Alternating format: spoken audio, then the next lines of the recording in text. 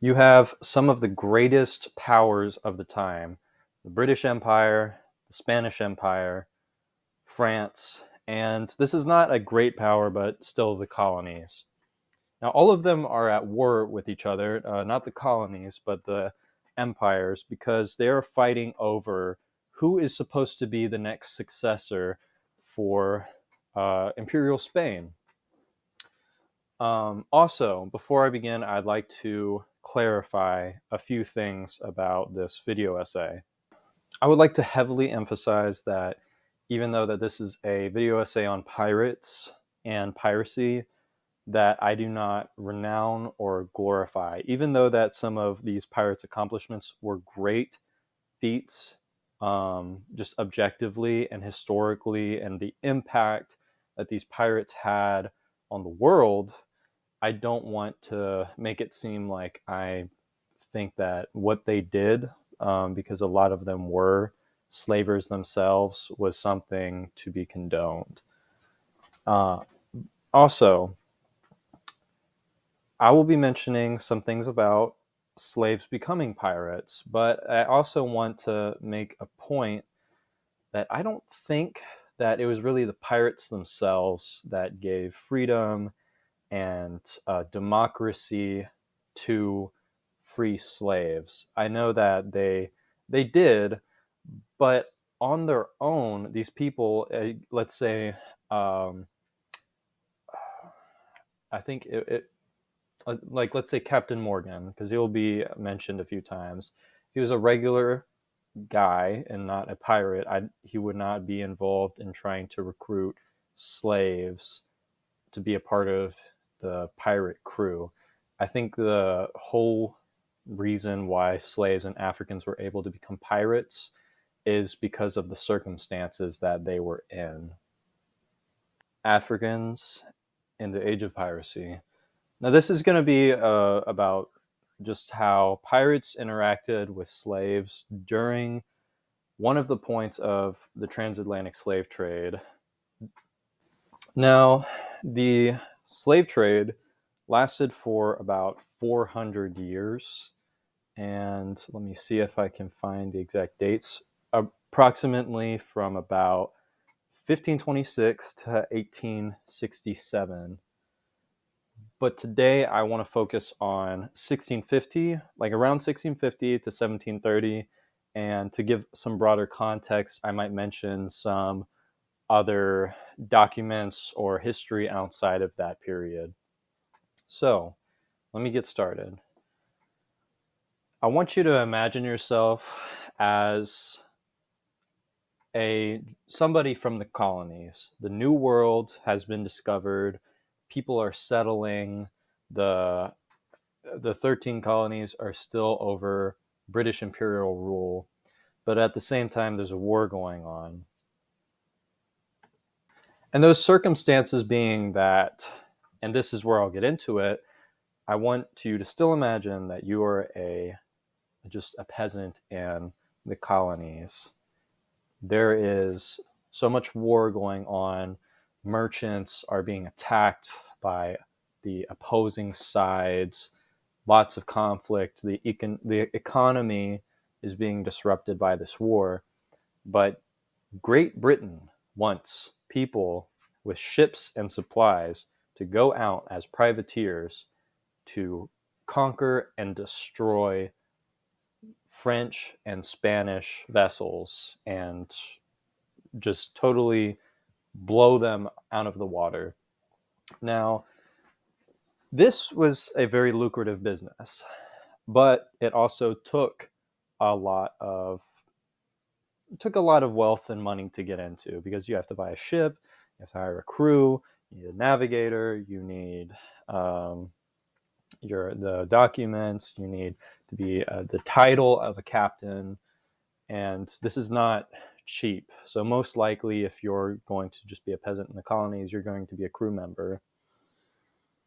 So what was so alluring about being a pirate was that the Spanish, and this goes all the way back to Sir Francis Drake in the I think the 1550s is around that time when Queen Elizabeth II was also having problems with imperial Spain, where Sir Francis Drake captured a Spanish vessel just full of gold from the Aztecs and from the Yucatan Peninsula. And hearing about that, if you're just the wealthy guy who has plenty of money to spare and just wants to go out for some adventure, of course you want to do something like this. And the Spanish are still carrying gold and jewels and wealth from Central America and Mexico, from these territories that are now being discovered.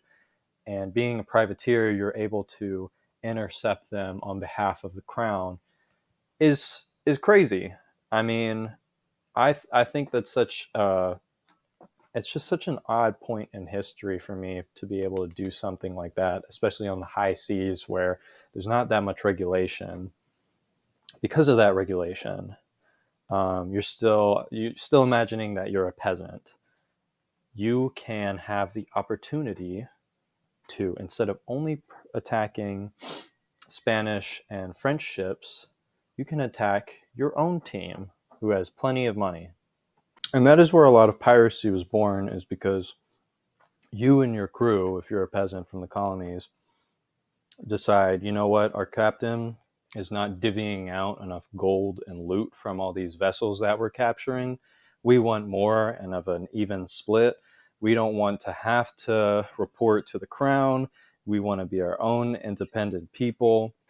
So we're going to mutiny. We're going to either lock away the captain or kill him or desert him and maroon him.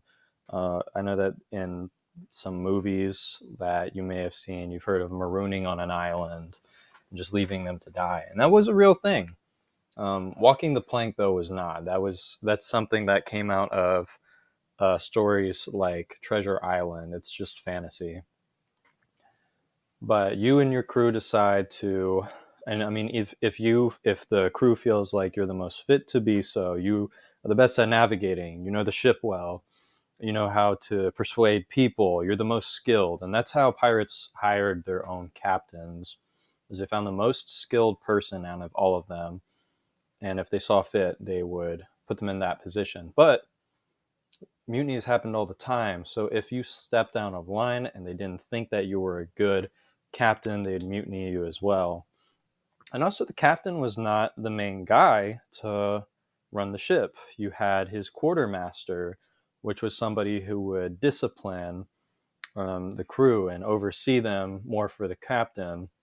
It's kind of like the captain was almost there ceremonially within pirates, and then you have the gunner, which would take care of weapons and guns. So the captain was not everything. So they could be seen as easily disposable if there was somebody more capable of doing that.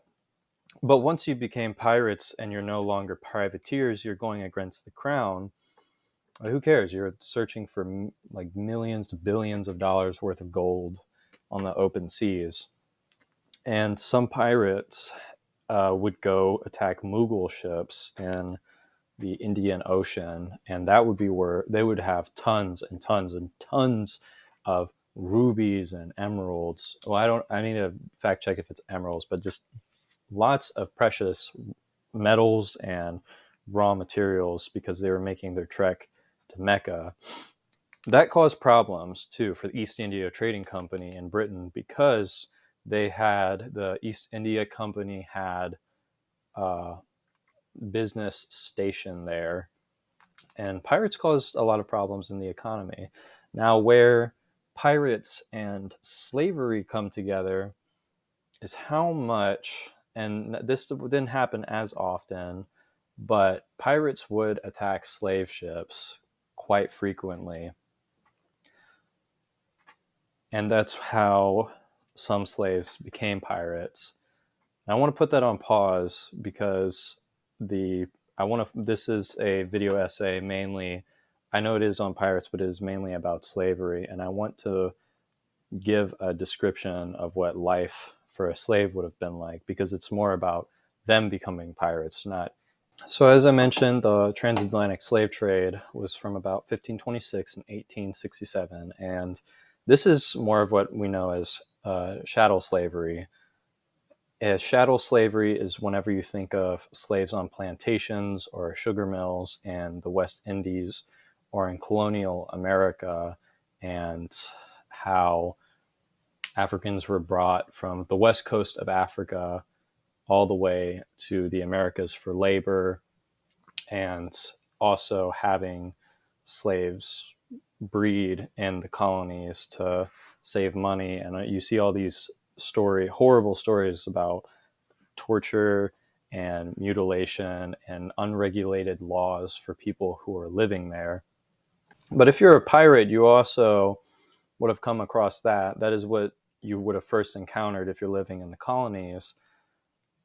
But there's stories of pirates who traveled to Africa to also make ports and also to trade with Africans there. How there would be prisoners of war with different tribes that would be sold for goods to pirates. And of course, none of this is legal at all. All of this is supposed to be done with paperwork and all that. But life as a slave on a slave vessel was horrific. It was full of disease, and it was just extremely unhygienic and enclosed and claustrophobic spaces. The slave ships were specifically built to carry as many people as possible, and about an estimated 12 million people from Africa were carried through what is known as the Middle Passage to be traded, not just in the Americas, but also Britain, and also, surprisingly, Brazil and Central America. But about 1.5 million did not make it through this journey. If you're a slave, you would have had to be in these close quarters that were built to be shoulder to shoulder, bodies on top of bodies, and food was scarce. There was no bathrooms, so you would have had to relieve yourself wherever you stood. These journeys would have taken months to travel to and fro. How they were the rooms of a slave ship were divided was men had their own quarters, and that was typically the worst one because they were chained for almost the entire duration of the trip, and women were in a separate one, but were not as heavily monitored. And this is something also like the importance of how women African women during the slave trade, because since they were not heavily guarded aboard these ships, they were typically the ones who led most of the rebellions. Rebellions were not as successful at all. Most of them ended in fatalities and torture. These slave ships were so heavily armed that they had cannons facing the hatches leading to the rooms of these ships. And let's see. But I think that all of this, having to be a slave on these ships would have been almost hopeless. But the few stories that I do want to tell is of the encounters that pirates would have had with slave ships, and slaves would have turned from bondage people to be able to create a life for themselves that I don't think any part of that 400 years was given to them. But until abolition. So we'll get into the first story. There's not many that are so heavily recorded, because you need to keep in mind that most pirates were definitely illiterate, did not keep as many records, and almost every single pirate on the seas would have ended in death at sea, or they would have been caught and hanged. So a lot of the stories that we could have known of are death. There's a lot of pirates at sea, and one that notably has had a lot of interactions with slaves and slave ships was Captain Sam Bellamy. But this story is talking about one of his, I wouldn't say companions, but more like co-workers, because a lot of pirates, even though they might have known each other, had their own separate vessels. And there is something really interesting called the Pirate Republic that I'll get to after this. This is a story about John Martel. He was a Jamaican privateer that turned pirate, and it's not really clear, and it does not mention in this source. This is the Republic of Pirates by Colin Woodard. Woodard. This does not mention what race he was, but he and his men were ravaging ships across They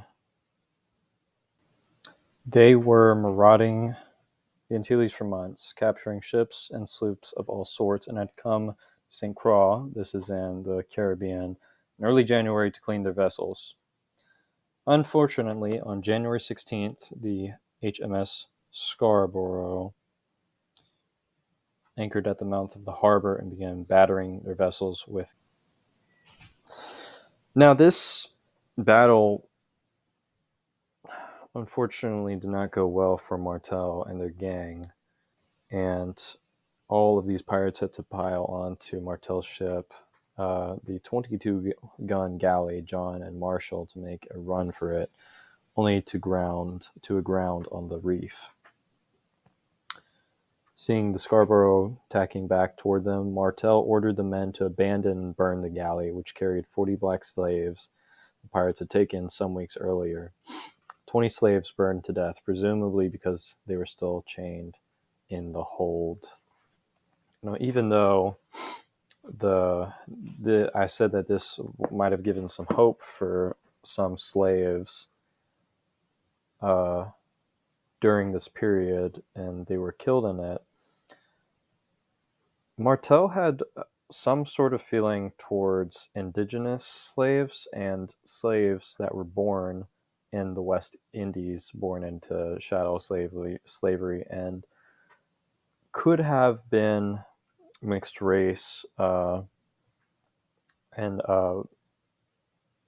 have been mixed race, because that was a common thing too, that on the journey from the Atlantic slave trade, some crew members or aboard the ship would reproduce with slaves there, and a lot of mixed children were born into captivity, and same thing with plantation owners that reproduced with slaves there, and they came out mixed race. But it's probable that Martel favored slaves that were born into captivity or some sort of different ethnicity, seeing it maybe they're more like people from the colonies than people that are just taken from Africa. But the reason why I say this is because it's mentioned in the book, but also the other 20 slaves that escaped were with him. And Martel was able to capture another ship, the Greyhound galley. Some 20 or so of her crew may have been of African descent. It was not unusual for slavers to employ black sailors in their crews. Such men were usually born in the West Indies, some of the children of Africans who had been freed by their masters. They were more resistant to deadly tropical diseases of West Africa and the West Indies than British-born sailors, and since they or their masters were probably paid less, they made attractive hirelings. Now, this is still a quote from the Republic of Pirates that I'm reading off of. Pirates of this period were often known to free the Africans they found aboard slavers, finding them to be fierce and committed fighters. Others treated them as cargo and sold them as such. The Martel gang may have done both. The English-speaking West Indian crew and servants were invited to join the pirate company, while the frightened Akin and Igbo-speaking people remained in the hold. Whatever the status of the 20 blacks who survived, Bellamy and Williams appeared to have welcomed them aboard as equal members of their company, along with 80 or 90 white pirates who greeted them on the St. Croix beach. And so that was the story with Martel. Through that story, you can see that some slaves did have an opportunity, but for some reason, Martel, the Jamaican privateer, was biased towards Igbo slaves over West Indies slaves. I mentioned the Pirate Republic earlier, but what slaves knew about pirates was usually by word of mouth. It was rumored that a republic of pirates was headquartered in Nassau and was pretty much a paradise of freedom. And since these are pirates, there's going to be plenty of debauchery, and I guess a concept of just social equality amongst peers, and status based of how much gold or guns or ships you had. This Republic of Pirates, and this is also from Colin Woodard. His book, this Republic was led by a group named the Flying Gang. And this was the Flying Gang is some of the top dogs at the time. You've got Charles Vane, you've got Edward Teach, which is Blackbeard, you got Bellamy, and you got Jack Rackham and Anne Bonny, and all these other there's books written about each individual one of these pirates, but this is something that really did attract enslaved people at that time, if they heard about it. According to Collins, this is a quotation, "At the height of the Golden Age, it was not unusual for escaped slaves to account for a quarter or more of a pirate's vessel's crew, and several mulattoes rose to become full-fledged pirate captains." I will bring up later the story of Black Caesar, and this is going to be one of the main stories of a slave to become a pirate that I'll drive into this whole video essay. It's really cool. This zone of freedom, as in the Pirate Republic, threatened the slave plantation colonies surrounding the Bahamas. In 1718, the acting governor of Bermuda reported that the black men have grown so impudent and insulting of late that we have reason to suspect their rising against us and fear their joining with the pirates. On the other hand, instead of fear of them joining the pirates, there was a huge problem with pirates taking over slave ships. It was estimated that about 120 or 200 slave ships was taken over by pirates. I think that's definitively documented, or more. I've seen different sources give different answers. But that's also why pirates became to be hated later on, towards the end of the Golden Age, because they were just huge. They just were a catastrophe to the economy, just stealing everything in the water. According to scholar Angela Sutton, it's Sutton, if you want to try to pronounce that, pirates could not resist the raw materials, human cargo, and African gold aboard slave ships. The captures of slave ships greatly disturbed the Royal African Company. Not many encounters with pirates are recorded in primary sources or have even been mentioned in secondary sources. But this crossover birthed the opportunity of enslaved Africans to become pirates if they were lucky.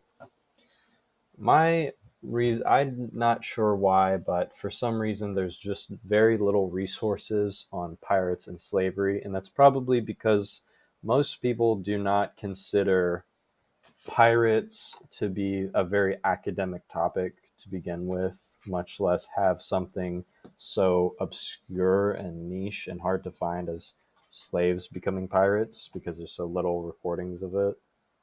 And by the way, the Royal African Company was a British-owned slave and mercantile trading company off of the west coast of Africa. I mentioned there are a few sources documenting slave ships encountering pirates, but we can deduce that it definitely happened based on how armed slave ships were to fend off pirates. But pirates, as you might expect, outgun them most of the time. Pirates would capture numerous vessels, and I'm talking about like some pirates like Bartholomew Roberts towards the end of the golden age of piracy had 40 cannons on a galleon or a brig. Like, these guys were armed to the teeth. They took their job pretty seriously. Blackbeard's Queen Anne's Revenge had around 40. And compared to a slave ship on average had around 12. I mean, that's such a big difference that slave ships, and this was a tactic done by pirates very often, they would just pull up and intimidate them as much as they could. As soon as a merchant or slave vessel would see that black flag, they would give up immediately. Now, I want to have another, there's not a story like the privateer Captain Martel, but since I am doing a video essay just about the interactions that pirates had with slaves and really just the slave economy as a whole, their effect on it, I have a quotation from the historian Kenneth Gordon Davies in his book, The Royal African Company, that shows a record of captured slave vessels. He quotes, "Pirates were not unknown in Africa before the war. In 1683, for example, they plundered the company's ship Lisbon Merchant of 150 marks of gold and reported to have a fleet of 7 vessels. Further outbreaks occurred in 1685 and 1686 when the James was taken. The most serious menace to shipping, however, came in the later stages of the war, 1689 to 97, and immediately afterwards when the activities of pirate Captain Avery and others eventually induced the Admiralty to send a man of war to the African coast." And that's on page 25. Yeah, Henry Avery was just a tremendously successful pirate. And what distinguishes him so much, because a lot of pirates did capture and take over slave ships, but just his story alone, most pirates have an ill fate at the end of their careers, and they're usually hung. You know, I forgot how it's quoted, like a short drop and a sudden stop. That's from Pirates of the Caribbean. Yeah, that's pretty dark. But he was never caught. And it's still like historians are trying to figure out where he is right now or where he could have been.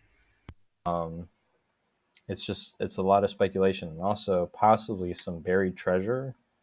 But not, by the way, not that many pirates buried their treasure. That was mainly just something that's a part of that myth of pirates. And that definitely came from Captain Kidd. It was actually a piece of art of him burying his treasure that spawned this whole idea that pirates buried the treasure. Not actually anything historical or super accurate, just word of mouth. But here's another quote from a historian, Chris Lane, and he says, "The Captain Avery was enslaving and robbing local peoples who mistook them for merchants. Soon after, a pair of Danish slave ships were taken and destroyed, and parts of their crews absorbed." And the last part too, just saying that the crew was absorbed. Avery most likely took in enslaved people into his crew. So there's another example of slaves becoming pirates. This is one out of many pirates that disrupted the slave trade and is also what made the colonies disfavor them. Not Avery specifically, but I might have mentioned earlier that pirates were cool at first because they brought in all this money, but then they were uncool because they started destroying stuff. Um, like Sir Francis Drake, what I mentioned before, was a pirate that people liked. Now, wrapping all of this up, I wanted to tell a story about the probably the coolest story of a pirate, honestly, out of a lot of them that I even mentioned. Blackbeard is a really common its name whenever you think of pirates, but his one of his right hand men named Black Caesar is rarely mentioned, and this is the best example I can probably provide for a slave that turned pirate. So the legend of Black Caesar is a legend, first of all. And the reason why he's called Black Caesar is because that name Caesar comes from ancient Rome, where they had slaves as well. Slavery then was different. It was not chattel slavery. It was not enslaving only Africans or native peoples. It was still enslaving peoples there or anybody that was in debt. It was not race related at all. But slaves in ancient Rome were typically called Caesars. And whenever you see records of um, slaves or black people during the 18th, 17th centuries, just that entire 400-year period, they were not referenced to by their full name. It was either by their color or by a name like Caesar. So there could have been, and there is lots of different Black Caesars throughout time. There was one during the Haitian Revolution named Caesar, who became a pirate, and then there's another one after. I don't know specifically what their name was, but it was another Caesar. The Caesar I'm talking about is Black Caesar, who served under the Queen Anne, served under Blackbeard for the Queen Anne's Revenge. Now, some of this information is garnered from Black Flags, Blue Waters, The Epic History of America's Most Notorious Pirates by E.J. Dolan.